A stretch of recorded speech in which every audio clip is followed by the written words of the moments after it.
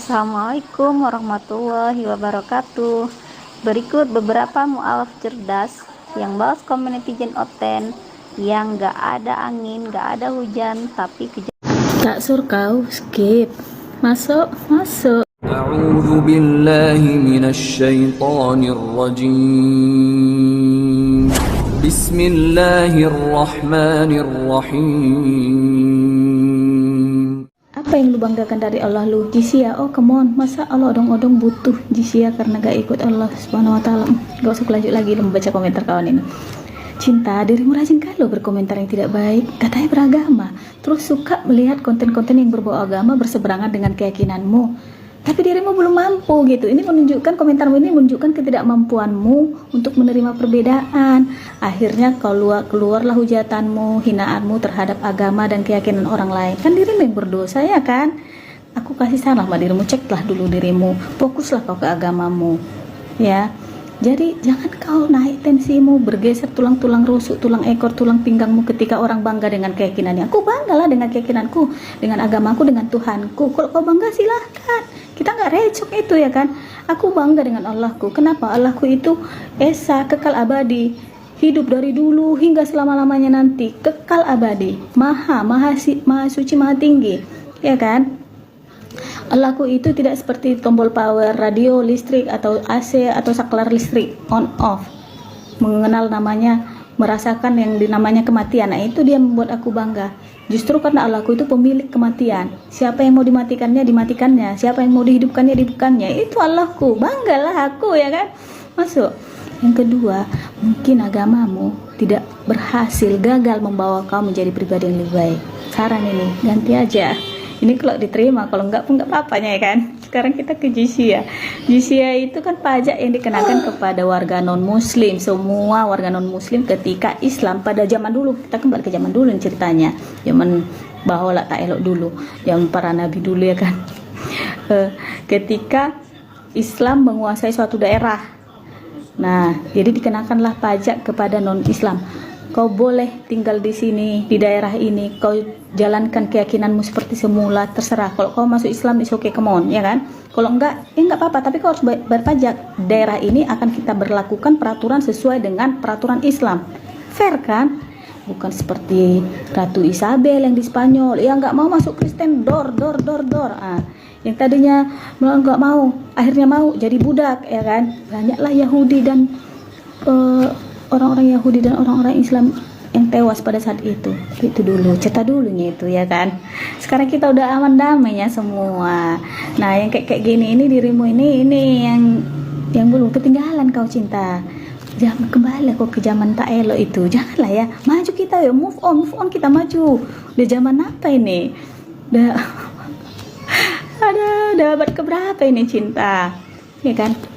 Saling menghargailah kita. Kalau kau bangga dengan keyakinanmu, banggalah kau tuh. Apa-apa. Kita berdampingan. Aku bangga, kau bangga, sama-sama bangga kita. Ya sama-sama enak. Thank you. Jadi gini ya Bang Daniel ya, yang namanya nubuat itu adalah perkataan nabi terdahulu sebelum nabi yang akan datang itu diutus. Adapun jika peristiwa yang disampaikan adalah kisah-kisah atau peristiwa di zaman masa lampau atau di zaman nabi-nabi terdahulu, terus disampaikan oleh nabi pada masa itu namanya wahyu yang diberitakan Allah kepada nabinya. Jika benar sudah dinubuatkan oleh nabi-nabi terdahulu di dalam kitab-kitab terdahulu seperti di Taurat maupun Zabur bahwasanya akan datang Tuhan ke dunia ini dalam wujud manusia bernama Yesus, tunjukkan ayatnya. Di kitab mana itu tertulis? Di Torah atau di Zabur kah? Jika tertulisnya di kitab yang kau imani, itu namanya bukan nubuat. Bisa jadi ayat tambahan atau karang-karangan demi membodohi umat pada masa itu dan pada masa yang akan datang, atau sengaja orang tersebut merusak ajaran dari nabi tersebut. Contoh di dalam Injil ya, kalau kita baca di teks aslinya tertulis Hiriko mamitakim kikullo Muhammadim, itu memberitakan bahwasanya setelah Nabi Isa alaihissalam ya itu akan diutus nabi berikutnya atau nabi akhir zaman yang bernama Muhammad. Dan hal itu disampaikan dan tertulis di dalam kitab sebelum Al-Quran, yaitu di dalam Injil. Dan itu disebut wahyu, karena memberitakan hal yang akan datang. Dan tertulis di dalam kitab sebelum Al-Quran, dikatakan wahyu. Sementara di kitabmu dalam Wahyu 10 ayat 10, di situ diceritakan bahwasanya kitab asli itu sudah dimakan sama Yohanes, masuk ke dalam perutnya, pahit rasanya. Itulah Bang Daniel manfaatnya jika kita ingin membaca kitab kita, bacalah dengan teks aslinya, jangan terjemahannya, biar kita gak gampang dibodoh-bodohi. Biru Bidam, Nafika Ya Aqsa, free Palestina. Assalamualaikum warahmatullahi wabarakatuh.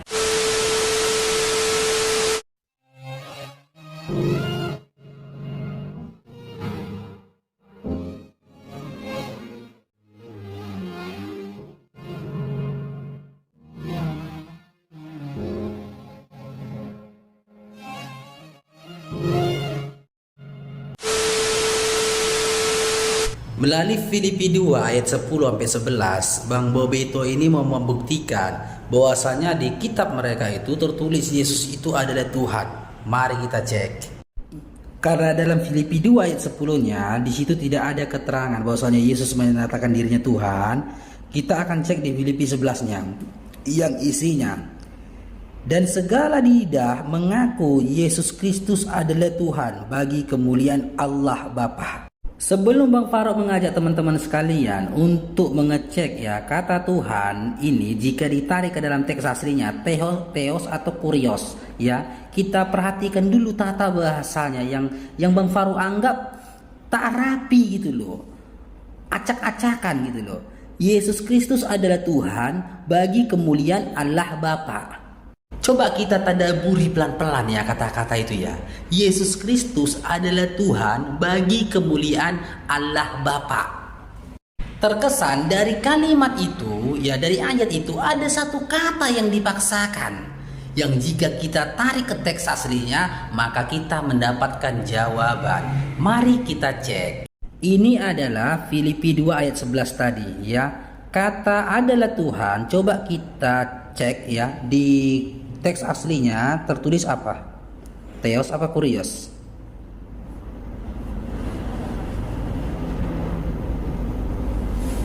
Ternyata kurios. Kurios yang artinya tuan, bukan Tuhan.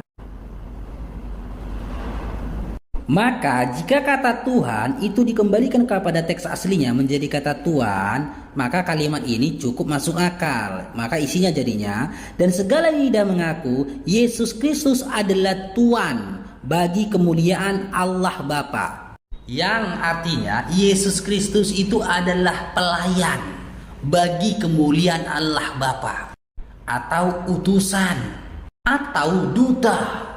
Ayolah, walau sebagaimanapun kalian tidak akan mendapatkan ya di dalam Bible kalian di mana Yesus dinyatakan atau menyatakan dirinya Tuhan dan Allah.